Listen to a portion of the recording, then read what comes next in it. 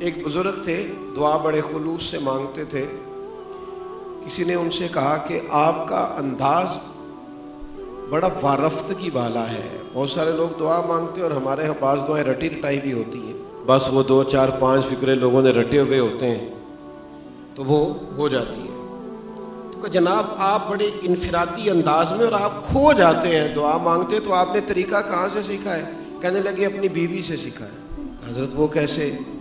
فرمانے لگے کوئی گھر میں ضرورت تھی، اسے کچھ چاہیے تھا، مجھے اس نے کہا کہ وہ چیز گھر میں لانی ہے، کچھ پیسوں کی ضرورت ہے، تو میں نے کہا کہ ابھی میرے پاس نہیں ہے، انتظام ہوتا ہے تو دے دوں گا۔ 2 4 دنوں کے بعد پھر یاد کرایا۔ وہ میں نے گزارش کی تھی، خواتین کا طریقہ ہوتا ہے وہ بار بار یاد کراتی ہیں، ایک بار چھڑ گئی تو اب جب تک مکمل نہیں ہوگی وہ ہوتی رہے۔ انہوں نے کہا ابھی میرے پاس گنجائش نہیں ہے۔ کہتے ہیں پھر 3 4 دنوں کے بعد اس نے یاد کرایا تو مجھے اچھا نہیں لگا کہ یہ کیا تم نے رٹ پکڑ لی ہے، روز یہ ایک بات، تم کیا مجھے شرمندہ کرتی ہو؟ جب ہوں گے پیسے دے دوں گا، نہیں ہے میرے پاس، ابھی انتظام نہیں ہوا۔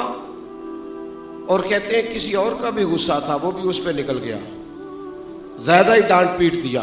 وہ بڑی خاموشی سے میرا سارا جلال سہتی رہی اور آخر میں اس نے ایک جملہ کہا اور میں رو دیا اور مجھے اپنے رب سے مانگنے کا طریقہ آ گیا۔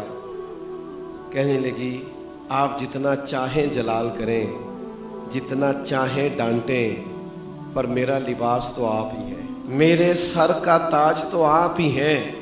مجھے آپ بتائیں نا، میں آپ سے نہ کہوں تو پھر میں کس سے جا کے کہوں؟ کہتے ہیں بس میں اس کی بات سنی تو میں تڑپ گیا اور میرے آنسو بہے۔ تو وہ کہنے لگی کیا ہوا؟